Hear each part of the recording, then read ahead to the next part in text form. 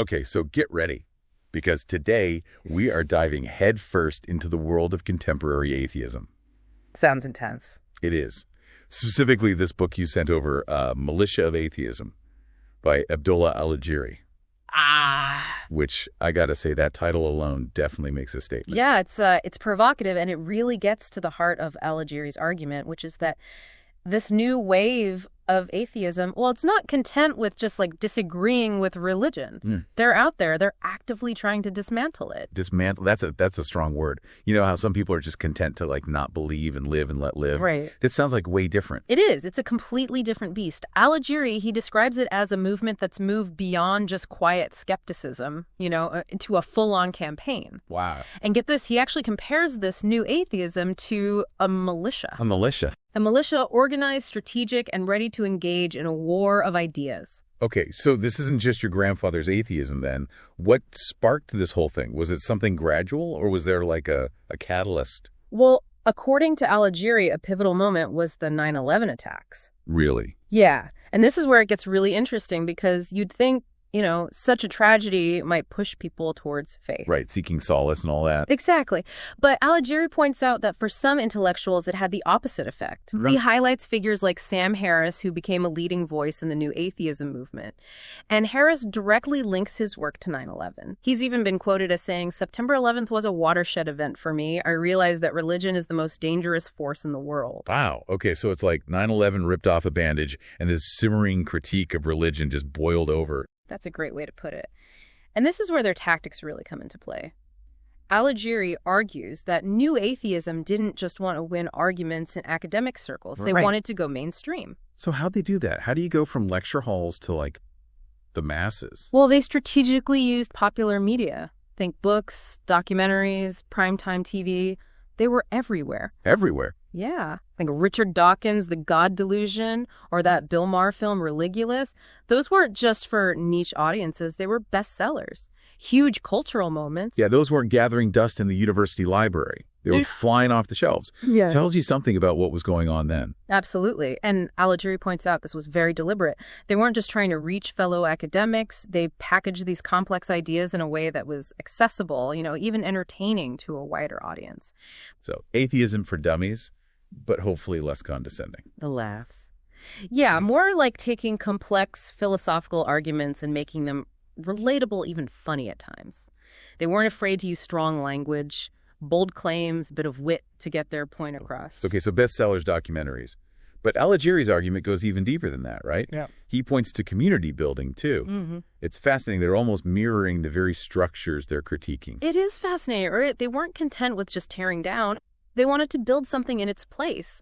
Websites and forums dedicated to atheism, like Richard Dawkins' Foundation website, became hubs for like-minded people to connect and share ideas. It's interesting how the internet can be this breeding ground for both connection and division, all depending on how it's used. It's true. And, Al-Ajiri notes how this need for belonging even went offline. There were atheist churches and organized events popping up. Wow. So it's almost like, are they inadvertently proving the need for community and ritual that religion has always provided? Yeah. Even if they're rejecting the belief systems behind them. That's a really astute observation, and it's something that Al-Ajiri hints at as well. It seems even atheists crave that sense of belonging, that shared experience, So they're out there building these communities, but it's not all, peace and love, right? From Al-Ajiri's book, it seems like there's a definite edge to this new atheism. Yeah, you could say that. It's Right. definitely not just about, friendly disagreements. Al-Ajiri, he argues that they're being very intentional about trying to, discredit and even dismantle religious belief. We touched on this a bit earlier, but can you give me some concrete examples? How are they actually going about this dismantling? Well, for one thing, their language is often incredibly pointed. It's not just, we disagree. Al-Ajiri analyzes how they use terms like poison and virus to describe religion's impact. Like, remember those bestsellers we talked about? Dawkins and The God Delusion? He actually compares religious faith to a mental illness. Well, hold on.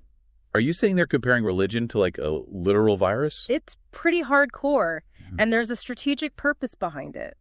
By framing atheism as the healthy alternative, they get to position themselves as the voice of reason, fighting back against this dangerous infection of the mind. So it's not even just disagreement at this point. It's like they're trying to pathologize religious belief. Exactly.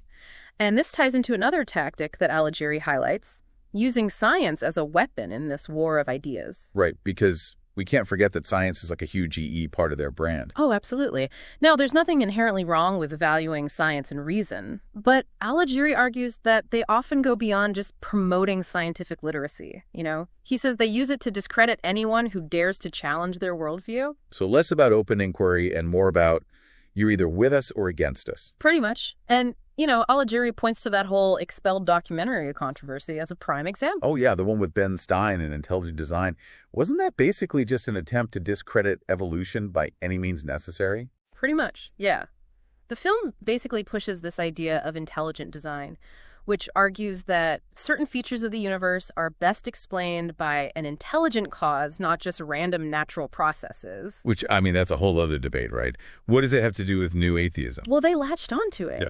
The documentary claims that there's this big conspiracy in the scientific community to silence anyone who questions Darwinian evolution and, figures in the new atheism movement. They use this to try and discredit anyone who was even remotely sympathetic to intelligent design, painting them as anti-science. It's like by even bringing up intelligent design, they're tapping into this whole other debate, right? Trying to outflank religion by using science as their weapon. Exactly. And here's where it gets really interesting, because Alighieri argues that this very combative approach isn't just aimed at, say, religious fundamentalists. They're going after anyone with religious beliefs, even moderate or liberal interpretations. So not just taking down the extremes, but like dismantling the whole spectrum of belief. That's exactly how Alighieri sees it. He uses Sam Harris as a prime example, who's been very vocal about this. Harris argues that even moderate faith is problematic because it creates this breeding ground for extremism. Because, if you accept one thing on faith, who's to say where you draw the line? It's that whole slippery slope argument. Exactly. Alighieri is suggesting that for figures like Harris, any degree of religious belief is seen as a threat to rational thought and therefore something to be challenged and dismantled. So we've really been unpacking this idea of new atheism, right? Their strategies, their arguments. It's almost like this militant approach, as Alighieri puts it. Yeah. But we got to remember, he's coming from a very specific perspective, right? Yeah. Examining this through the lens of Islam. Yeah, that's a really crucial point. While the book is obviously focused on his analysis, it makes you think about how those tactics might land differently depending on the cultural context, Oh, absolutely. What might seem like a valid critique of certain religious practices in one part of the world could be perceived as insensitive or even hostile in another. For sure. It's like they say, one man's freedom fighter is another man's... you get the idea. It's all about perspective. But beyond just cultural differences, though, do you think these aggressive tactics actually work? Is this whole shock and awe approach really the best way to get people talking about faith and reason? That's the million-dollar question, isn't it? Alighieri seems to suggest that it might actually be counterproductive. Really? Yeah. By completely alienating anyone who holds religious beliefs, even moderate or liberal ones, they risk kind of preaching to the choir. It's like that old saying, you catch more flies with honey than with vinegar. Exactly. And this goes back to something we touched on earlier, the power of storytelling. Alighieri, while critical of new atheism, he does acknowledge that they've been very successful in presenting compelling narratives.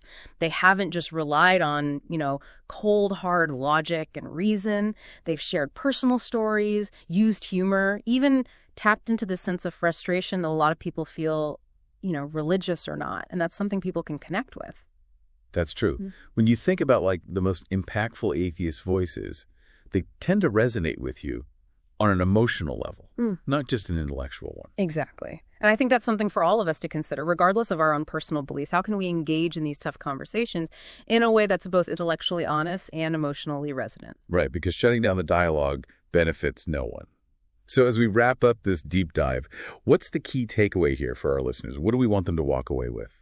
I think it's about understanding the nuances of this movement, New atheism, it's not a monolith. There are diverse voices, different strategies at play, and while its long-term impact is still unfolding, there's no doubt that it's shaped how we think and talk about religion today. It really has. Yeah. And you know what? It's a conversation that's far from over. So on that note, I'm going to leave you with this. We've talked about, some of the potential pitfalls of new atheism's aggressive tactics. But is there a danger in being too accommodating, too afraid of causing offense in these discussions? Could being overly cautious actually end up silencing important critiques of the role that religion plays in our world? Yeah, that's a question we're thinking about.